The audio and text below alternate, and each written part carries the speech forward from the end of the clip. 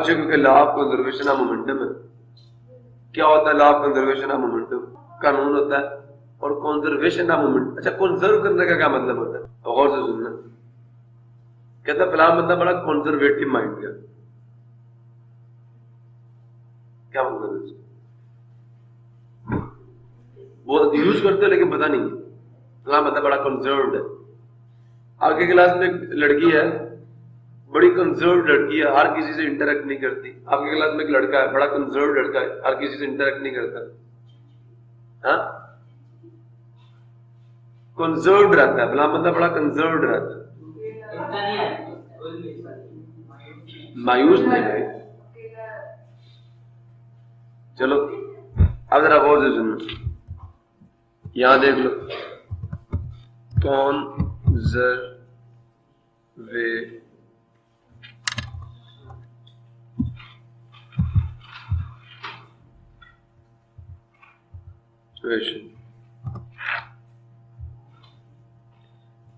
क्या है? तहफ़्फ़ुज़ है ये। अच्छा, कंजर्व का क्या मतलब है? Conservation of natural resources. वो बंदा जो तब्दीली को पसंद ना करता हो, ये है सर। ये रेजिस्टेंट टू चेंज, तब्दीली ना आने दें कि नहीं भाई मैंने ऐसे ही रहना। आप समझ आए नहीं? नहीं, अपने ख्यालात को तब्दील नहीं करेगा। दुनिया इधर की उधर हो लोगे, नहीं भाई मैं सच्चा हूं। आप बात समझ आई? अपनी बात को नहीं चेंज होने देगा, बेटा झूठा ही क्यों ना होगा, नहीं भाई। आप बात समझ आई? रेजिस्टेंट टू चेंज, तब्दीली को कबूल नहीं करेगा, तब्दीली को, चेंज को कबूल नहीं करेगा। और डार्विन ये कहता है कि वो चीजें जो तब्दीली को कबूल नहीं करती ना, वो एक्सटिंक्ट हो जाती हैं, मादूम हो जाती हैं, खत्म हो जाती हैं। समझ आया? Resistant to change, any problem? बात समझ आई? कि वो बंदा जो चेंज को पसंद ना करे, कंजर्व करे अपने आप को। इसकी सादा सी जो डेफिनेशन मैं दूंगा, वो शख्स जो अपने आप को बाकी रखने के मैं बाकी रहूंगा, इसे कहते हैं कानून बकाए मोमेंटम। कानून, law of conservation of mass, कानून बकाए मादा। Matter can not be created, can not be destroyed. मादा ना बनाया जा सकता और ना तबाह किया जा सकता, ना इसको आप बना सकते और ना इसको आप खत्म कर सकते। बस एक शक्ल से दूसरी शक्ल में बस कन्वर्ट कर सकते हो, लेकिन ना बना सकते हो ना तबाह। सुन रहे हो? समझ आया?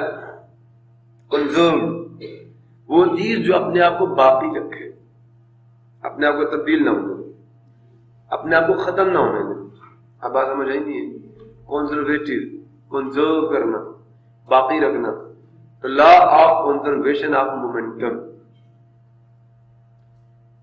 कानून बकाए मोमेंटम, कानून बकाए law of conservation of energy, कानून बकाए तवानाई। वो कहता है एनर्जी को एक शक्ल से दूसरी शक्ल में चेंज किया जा सकता है, लेकिन टोटल एनर्जी कांस्टेंट रहती है। एनर्जी कांस्टेंट रहती है। जैसे आपके पास 10 जूल इलेक्ट्रिकल एनर्जी है, आप उसे 5 जूल हीट एनर्जी बना दें तो पीछे कितनी एनर्जी रहेगी? 5 जूल। दोनों का सम निकालने फिर भी 10 जूल होगा, नहीं होगा? होगा ना? ये नहीं होगा? टोटल एनर्जी 10 जूल रहेगी। समझ आया? ये वो कहते हैं कि एनर्जी कंजर्व्ड है। एनर्जी ना आप बना सकते हो और ना आप तबाह कर सकते हैं। Can not be destroyed, can not be created, but it can be transform from one form to the other. एक शक्ल से दूसरी शक्ल में लेके जा सकते, लेकिन तबाह नहीं कर सकते, बना नहीं सकते। ना उसमें कमी ला सकते हो, ना उसमें इजाफा कर सकते हो। वो चीज जो अपने आप को बरकरार रखे, अपने आप को बाकी रखे, ना बढ़े ना घटे, तो उसे हम कहते हैं कंजर्व्ड। उसका टोटल सम कांस्टेंट आना चाहिए। जैसे यूनिफॉर्म वेलोसिटी है ना, हम उसे कांस्टेंट वेलोसिटी भी कहते हैं।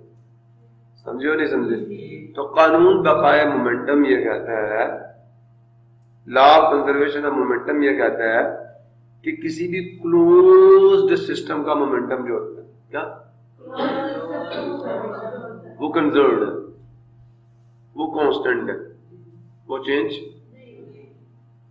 समझ आया? अब मैं इसकी मिसाल आपको आगे देता हूं तो आपको बातें समझ आना शुरू हो जाएंगी आहिस्ता आहिस्ता। उसकी कुछ कंडीशंस भी हैं। तो पहले तो सिस्टम को समझो। सिस्टम क्या होता है? ये सिस्टम क्या है? एक group of bodies within a certain boundary. A group of bodies with in a certain boundary, किसी एक खास हदूद के अंदर अंदर अजसाम का ग्रुप होगा। मिसाल देता हूं, एन एयर फिल्ड बैलून, हवा भरा हुआ गुब्बारा, एक सिस्टम। हवा के मॉलिक्यूल उसी के अंदर है या नहीं? गैस फील्ड सिलेंडर, जो पार्टिकल्स अंदर है बाउंड्री के अंदर ही है, उनका बाहर से कोई लिंक, वो भी एक सिस्टम। स्नूकर के भी देखिए, बिलियर्ड डंडों से नहीं देखिए, उसके अंदर जो बॉल्स पड़ी है टेबल पे, ठीक है, वो भी एक सिस्टम बना रही है, बाउंड्री के अंदर ही है ना, या नहीं?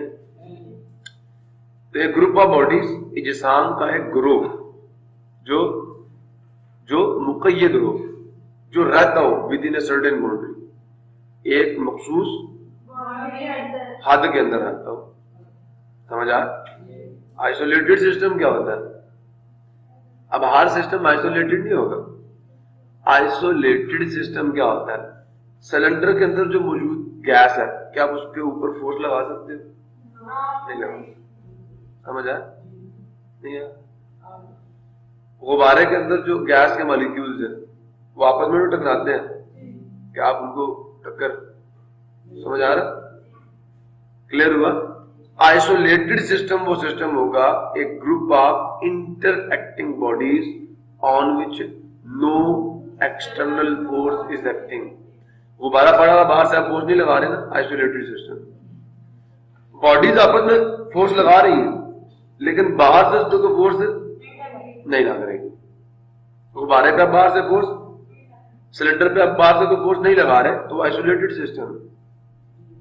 एक ऐसा सिस्टम जिसके अंदर बाहर से कोई इंटरफेरेंस ना हो, बाहर से कोई फोर्स ना लगे, सिस्टम के अंदर जो मॉलिक्यूल जो वो चाहे एक दूसरे को टक्करें मारे, धक्के दें, जो मर्जी करें, इधर जाए उधर जाए, नो इशू। लेकिन बाहर से कोई दूसरी चीज फोर्स ना लगाए। तो an isolated system is a group of interacting bodies on which no external force is acting. तो हम यही कहेंगे group of interacting bodies. System की डेफिनेशन भी है, a group of interacting bodies within a certain boundary. आप interacting लगा सकते हैं, a group of interacting bodies within a certain boundary is called a system, is called a isolated system. क्या? A group of interacting bodies on which no external, internal तो लगेगी ना, अंदर से तो लग सकती है, मेरी बात समझ आ रही नहीं आ रही? एक्सटर्नल फोर्स नहीं लगेगी, बाहर से कोई कुव्वत नहीं लगेगी। तो group of interacting bodies on which no external force is acting is called system. External force क्या होती है? A force exerted by an outside agent on the system is called. गुब्बारा है, उसके अंदर जो पार्टिकल्स हैं आप उन पर बाहर से फोर्स लगा दो, मॉलिक्यूल्स एक दूसरे पे लगा रहे हैं, वो इंटरनल फोर्स है। लेकिन जो बाहर से आप फोर्स लगाएंगे वो क्या होगी? वो बाहर के अंदर बहुत सारे मॉलिक्यूल्स हैं, आपस में एक दूसरे पे फोर्स लगाएंगे, ये इंटरनल होगी, ये धक्का दे रहे हैं एक दूसरे को। समझ आया? लेकिन जो बाहर से कोई चीज फोर्स लगाएगी ये एक्सटर्नल। समझो? Any problem? आपस में जो एक दूसरे में फोर्सेज लगा रहे हैं वो इंटरनल फोर्सेज हैं। जो इंटरएक्टिंग बॉडीज आपस में फोर्स लगाएगी वो इंटरनल फोर्स है। जो बाहर से कोई दूसरा कोई दूसरी चीज लगाएंगे। The force exerted by an outside agent on the system is called external force. System के अंदर की कोई बॉडी लगा रही है, that is the internal force. Internal force क्या, the force exerted by the bodies inside the system on each other, ठीक है, इज कॉल्ड इंटरनल फोर्स। अगर ये बातें समझ आ रही हैं तो फिर मैं आगे चलता हूं।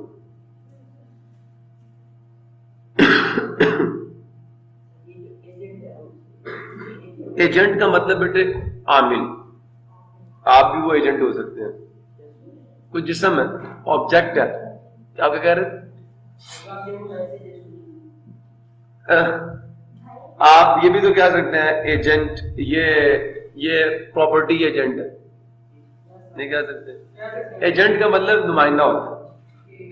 तो बाहर से कोई जिस्म लगा दे, आप बॉडी कह सकते जी, आपस में टक्कर करने वाले, बातचीत करने वाले, इंटरेक्ट करने वाले, एक दूसरे इंटरेक्ट करने का मतलब होता है एक दूसरे के साथ बामी अमल करने वाले,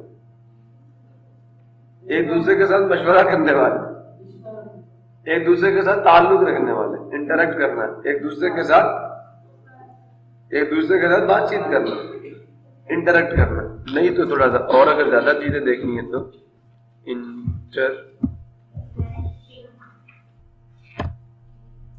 तामुल, अमल, मिलाप, गुफ्तगू, बातचीत, लेन देन, एक दूसरे पर असर डालना। समझ आया नहीं है? जैसे क्लास में एक स्टूडेंट बैठा हुआ है, दूसरा स्टूडेंट आया, वही बैठ गया और वही बैठ गया, एंड देन इसका अंदर कह रहा तू बात कर, वो कहता नहीं तू बात कर। ऐसा होता नहीं होता? जब आप शुरू में आते तो बड़े कंसर्ट होते हैं, जैसे मेरे से रोडी प्रोडी कोई है ही नहीं, ऐसा ही है ना। बाद में पता चलता हमारी तरह का ही है, हमारी नस्ल का ही है।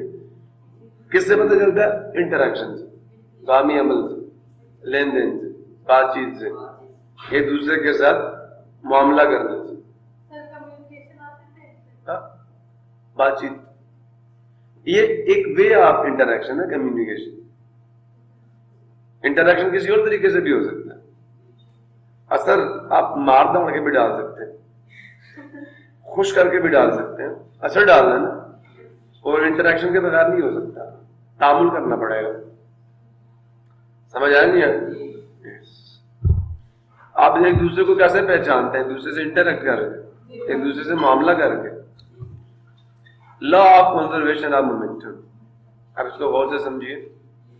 ये न्यूटन के थर्ड लॉ की सेकंड फॉर्म। जैसे सेकंड लॉ की सेकंड फॉर्म मैंने पीछे बताई ना, delta P by T is equal to F, तो same is here. Momentum of a system depends on its mass and, गौर से सुनना, सिस्टम में एक बॉडी होगी, नहीं तो एक पार्टिकल ये है, एक ये है, एक ये है, एक ये है, एक ये है, एक ये है, एक ये है। सुन रहे हो? पहले पार्टिकल का मैस m1 है, दूसरे का m2, फिर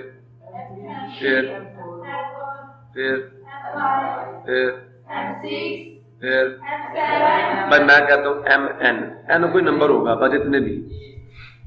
समझ आ गया?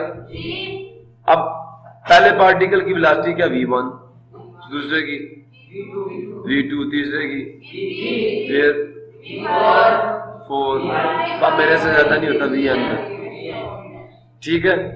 अब मुझे ये बताओ, पहले पार्टिकल का मोमेंटम होगा m1 v1, दूसरे का होगा m2 v2, तीसरे का होगा, सोच लो, पांचवें का पक्का, आगे मेरे से नहीं ज्यादा लिखा जाता, mn v। तो इन तमाम पार्टिकल्स के मोमेंटम्स को जब आप ऐड करेंगे ना, तो फिर इस सिस्टम का मोमेंटम आएगा। आप समझ आया? सिस्टम का मोमेंटम निकालने के लिए तमाम बॉडीज के मोमेंटम्स को ऐड करना।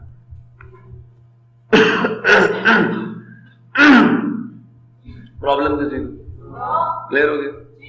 अच्छा, अभी इन्होंने इंटरेक्ट किया आपस में एक दूसरे के साथ? नहीं किया। ये इनका इनिशियल मोमेंटम। अब फर्ज कर लो इन पार्टिकल्स की एक दूसरे के साथ टक्कर हो गई, जैसे मैं अभी वैसे आपको आगे दिखाने वाला। ऐसे एक पार्टिकल जिसका मास m1 है वो वेलोसिटी u1 से मूव कर रहा है, और एक पार्टिकल जिसका मास m2 है वो वेलोसिटी u2 से, और दोनों एक डायरेक्शन में मूव कर रहे हैं। और झगड़ा ये है कि u1 जो है वो u2 से क्या ज्यादा है, तो ये जाके से टकराएगा नहीं टकराएगा?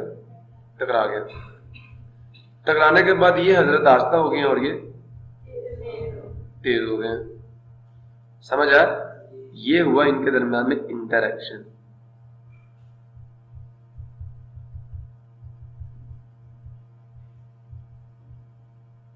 तो इंटरेक्शन से पहले कुल मोमेंटम क्या था?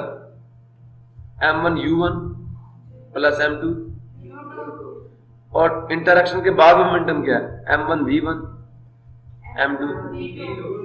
ये total momentum after the collision है, और ये total momentum before the law of conservation of momentum कहता है ये दोनों इक्वल होंगे। पहले भी इन दोनों के मोमेंटम का सम, और लास्ट में भी जो इन दोनों के मोमेंटम का सम है। हाँ, ये हो सकता है कि इसकी वेलोसिटी कम हो गई है, इसकी बढ़ गई है, तो जितना इसकी वेलोसिटी में कमी आकर इसके मोमेंटम में जितनी कमी आई है, इसके मोमेंटम में उतना इजाफा हो गया, तो टोटल बिल भी क्या रहा? वही रहा। बात समझ आ रही है? नहीं आ रही? Any problem? क्लियर हुआ या नहीं हुआ? हाँ ठीक है। सिस्टम में जब इंटरेक्शन होगा तो एक बॉडी के मोमेंटम में कमी आ जाएगी दूसरी बॉडी के मोमेंटम में, लेकिन पूरे सिस्टम के मोमेंटम में कोई चेंज अगर कोई बाहर से इसके ऊपर फोर्स आपस में मोमेंटम इंटरचेंज, जैसे मैं भी आपको खेलने पे लगा दूं तो एक बंदा इसको बॉल देता है, वो आगे किसी और को देता है, वो आगे किसी और को देता है, तो सिस्टम में बॉल एक ही रहेगी कि बाहर से कोई बॉल ना फेंकी जाए। समझ आए? मोमेंटम को ये समझो ये एक स्टेट है, ठीक है? जब बॉडीज आपस में इंटरेक्ट करेंगी ना, तो इंटरेक्शन के दौरान एक बॉडी का मोमेंटम बढ़ सकता है दूसरी का, लेकिन जो टोटल सम है दोनों का वो चेंज नहीं होगा। आप बात समझ आइए? नहीं कि जो सिस्टम के मोमेंटम का टोटल है वो चेंज नहीं होगा।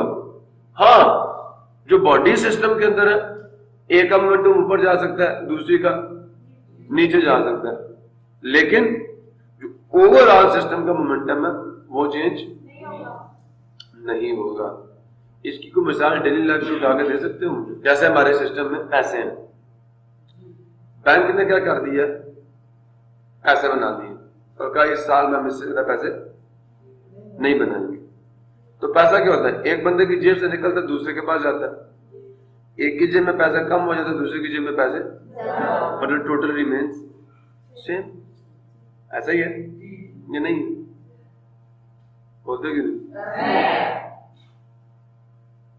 अच्छा, याद है किसी को? मतलब वो क्लियर हो गया? सो बेटा जी यही है आपका लॉ कह रहा है, momentum of a system depends on its mass and. अब सिस्टम का मास सारी बॉडीज का मास और वेलोसिटी सारी बॉडीज की वेलोसिटी। तो आपने क्या करना है? हर पार्टिकल का मोमेंटम निकालना और उनको क्या करना? एडअप करना। हर पार्टिकल का निकालना और उन तमाम मोमेंटम्स को, तो सिस्टम का टोटल मोमेंटम आ जाएगा। A system is a group of interacting bodies within a certain bound. आप समझ आया कि सिस्टम जो है ग्रुप ऑफ इंटरएक्टिंग बॉडीज है जो कि एक बाउंड्री के अंदर होती है। An isolated system is a group of interacting bodies on which no external force is acting. अब जरा गौर से सुनना, गौर से सुनना, बड़ी मजे की बात बताने जा रहा हूं। अगर मजे की बात बताऊं, इसी इक्वेशन से ये डेफिनेशन निकलेगी। किससे?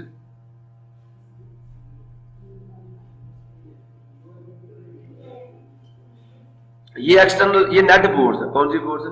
Net force. अगर सिस्टम पे नेट फोर्स, जिसको हम एक्सटर्नल फोर्स कह रहे हैं ना, ये नेट फोर्स है, अगर ये जीरो, गौर से सुनना, अगर ये क्या हो जाए जीरो, तो आंसर आएगा P I minus, sorry P F minus P I, sorry for this, divided by T किसके बराबर आ गया जीरो। अगर मैं क्या दूं, एफ नेट क्या होगी, ये जीरो, तो ये जीरो आ जाएगा। टी को जीरो से लाकर मल्टीप्लाई करो तो आंसर क्या आ जाएगा, P F minus P I is equal to zero.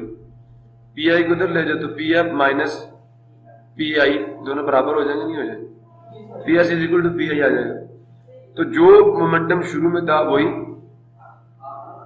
Momentum change नहीं हो, यूनिफॉर्म इलास्टिक याद है ना, इलास्टिक यूनिफॉर्म है, जो इनिशियल होती है वही क्या होती है फाइनल। तो यहां पे ये कहा जा रहा है अगर सिस्टम पे फोर्स ना लगे, अगर किसी सिस्टम पे फोर्स ना लगे तो सिस्टम के मोमेंटम में चेंज भी, ये कहना चाह रहे हैं ये, नहीं बात समझ रहे। अगर किसी सिस्टम पे फोर्स जीरो होगी तो एक्सीलरेशन भी क्या होगा, ये कौन सा ला है,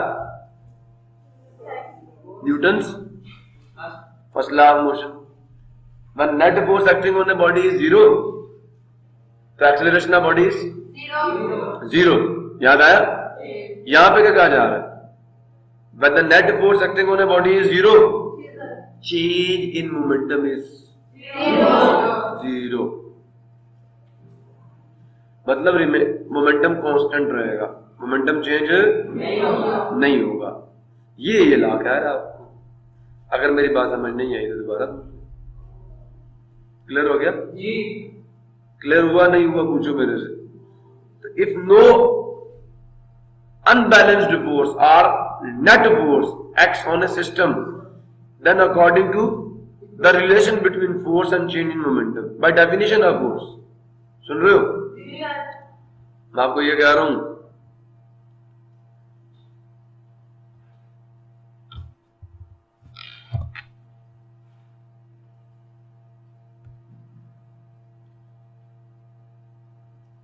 पहली बात तो मुझे यहाँ पे डालने दो, यहाँ अब डालने दो ये। तो हमने कहा अगर सिस्टम पे लगने वाली फोर्स क्या हो जाए, जीरो हो जाए, तो यहां से law of conservation of momentum निकलता है। इफ फोर्स या net force acting on a system is zero, तो मैंने कहा था सेकंड लॉ ऑफ मोशन में कहा था एफ किसके बराबर होता है, एम ए के। अगर नेट फोर्स जीरो हो जाए तो एम ए किसके बराबर आ जाएगा, जीरो के। अब मास तो जीरो हो नहीं सकता बॉडी का, तो this implies that acceleration zero होगा। मैंने प्रॉपर्टी बताई, दो चीजों का प्रोडक्ट अगर जीरो आ जाए तो ए जीरो है या, याद आया रियल नंबर की प्रॉपर्टीज। तो भाई अगर मास जीरो नहीं है तो फिर तो पक्की बात है एक्सेलरेशन ही जीरो होगा, और यही फर्स्ट लॉ ऑफ मोशन था आपका। तो इसकी अगर नेट फोर्स क्या हो जाए जीरो, तो then according to the second definition of the second law of motion, हमें ये पता है कि P F minus P I divided by T बराबर होता है एफ। अगर ये जीरो हो गई तो P F divided by T बराबर आ जाएगा जीरो के, तो टी वहां मल्टीप्लाई किया तो P F minus P I zero, मतलब चेंज इन मोमेंटम जीरो है। जब किसी बॉडी पे फोर्स ही नहीं लगेगी तो उसके मोमेंटम में चेंज भी नहीं आएगा, मोमेंटम कांस्टेंट रहेगा। तो पी एफ पी आई के बराबर आ जाएगा, ठीक है। And this means momentum P remains constant. जी बच्चा, बच्चे मैंने टी को यहाँ मल्टीप्लाई कर दिया, टी जीरो से मल्टीप्लाई होगा तो आंसर आ जाएगा जीरो। क्लियर हुआ? सो मोमेंटम कांस्टेंट रहेगा। इस ये क्वेश्चन ये करें डेल्टा पी इज जीरो, क्यों? Because I know we know that कि P F minus P I delta P के बराबर। तो P F minus P I तो चेंज इन मोमेंटम भी क्या? जब एक चीज का चेंज जीरो है, एक चीज में चेंज नहीं आ रहा, तो वो चीज या तो यूनिफॉर्म है या कांस्टेंट है, ऐसा ही है ना। मैंने कहा था कि बॉडी की स्पीड चेंज नहीं हो रही तो स्पीड कांस्टेंट है, वेलोसिटी चेंज नहीं हो रही तो वेलोसिटी कांस्टेंट है, एक्सेलरेशन चेंज नहीं हो रहा कांस्टेंट है, फोर्स चेंज नहीं हो रही कांस्टेंट है, यूनिफॉर्म है। समझ आया? तो ये ला ये कह रहा है कि when in net force acting on a body is zero, तो then the momentum of the body remains. जब किसी सिस्टम पर बाहर से कोई फोर्स नहीं लगती ना, तो उसका जो टोटल मोमेंटम है वो कांस्टेंट रहेगा। जीरो क्या मतलब? मोमेंटम में चेंज नहीं आएगा, मोमेंटम में जो चेंज है वो जीरो होगा। No force no change in momentum, no force, हम पहले कहते थे नो फोर्स नो एक्सेलरेशन, अब हम कहेंगे no force no change in momentum. No force motion नहीं, मोमेंटम। अब मोमेंटम की बात होगी, जब बॉडी पे फोर्स नहीं लगेगी तो बॉडी के मोमेंटम में चेंज। बच्चे मोमेंटम का लॉ जो है उसकी डेफिनेशन टोटली इंटायरली इस इक्वेशन पे बेस करती है, और वो किस बेसिस पे आ रही है? फर्स्ट लॉ ऑफ मोशन की बेसिस पे, कि when the net force on a body is zero then क्या होगा? तो ये इक्वेशन आपको कह रही है P F minus P I zero होगा, मतलब चेंज इन मोमेंटम जीरो होगा। मैंने मैथमेटिकली भी आपको बता दिया, और अब आप अगर उसको देखना चाहें, आप समझ आए? If no unbalanced external force, सुन रहे हो, नेट फोर्स, इसको कुछ भी कह सकते हो, acts on a system, then according to this equation P F किसके बराबर आ जाएगा? पी एफ किसके बराबर आ जाएगा? पी आई के बराबर आ जाएगा। कैसे आएगा? तो मैंने करके दे दिया। समझ आया नहीं यार? या पूरा प्रूफ यहां पे दे दूं आपको? तो इस मोमेंटम रिमेन्स कांस्टेंट। जब फोर्स जीरो होगी मोमेंटम कांस्टेंट होगा। तब momentum of an isolated system is always conserved. Conserved का मतलब मोमेंटम कांस्टेंट रहेगा, मोमेंटम चेंज नहीं होगा। किसका? आइसोलेटेड सिस्टम का। सिस्टम आइसोलेटेड है तो मतलब उस पर नेट फोर्स क्या है? By definition net force zero होगी। अब हम यहाँ पे नहीं, if no net force acts on a system then the momentum is conserved. We will say that the system of an isolated system, तो डेफिनेशन आइसोलेटेड सिस्टम की ये कहती है कि बॉडी सिस्टम पे फोर्स ही नहीं लग रही, नेट फोर्स ही क्या है? The momentum of an isolated system is always conserved, means the momentum of a system is constant when no net force acts on it. Isolated system क्या थी? तो मतलब net force क्या? जीरो है। तो isolated पे जरा गौर करना, इस isolated system का मतलब ये है कि net force on the system is zero और this is the net force। Clear हुआ? कंजर्व्ड का मतलब कांस्टेंट रहेगा। Conserved mean not changing, not accepting A change. समझ आया? आइसोलेटेड सिस्टम का मोमेंटम कंजर्व्ड रहता है। The momentum of an isolated system is conserved. तो कितनी बातें? आइसोलेटेड सिस्टम समझना होगा और कंजर्व्ड का मतलब समझना होगा, जो कि मैं आपको मैथमेटिकली भी समझा चुका हूं और वर्बली भी समझा चुका हूं। क्लियर हुआ? Momentum of an isolated system, यहाँ पे ये रोल प्लॉट है, इसके अंदर क्या कि नेट फोर्स जीरो है। आइसोलेटेड सिस्टम का मतलब है नेट फोर्स जीरो है। समझ आया? और इज ऑलवेज कंजर्व्ड का मतलब ये है कि वो कभी चेंज नहीं होगा, वो यूनिफॉर्म रहेगा, वो चेंज नहीं होगा। This is the law of conservation of momentum. इसी को law of conservation of momentum. अब यही कहते हैं, the momentum of an isolated system is conserved, is constant, is not changing, will not change, it is uniform. आपने law of conservation of momentum को define कर दिया। सिर्फ यहां से the momentum of an isolated system is conserved, definition आपने दे दी। समझ आया? और अगर आप मैथमेटिकली देना चाहें तो then what you will say, if F net on a system is zero then P F is equal to, that is, वो चेंज नहीं होगा। कांस्टेंट का मतलब ये होता है, वो कांस्टेंट रहेगा, ना ऊपर जाएगा ना नीचे जाएगा। समझ आया? मैथमेटिकल डेफिनेशन ये है, और अगर वर्बल ये है, the momentum of an isolated system of two और more than two interacting bodies, दो या दो से ज्यादा इंटरैक्टिंग बॉडीज का जो आइसोलेटेड सिस्टम है उसका जो मोमेंटम है वो कांस्टेंट है। अब दूसरी क्या, if no unbalanced or net force act on a system then according to equation, कौन सी इक्वेशन, कौन सी इक्वेशन,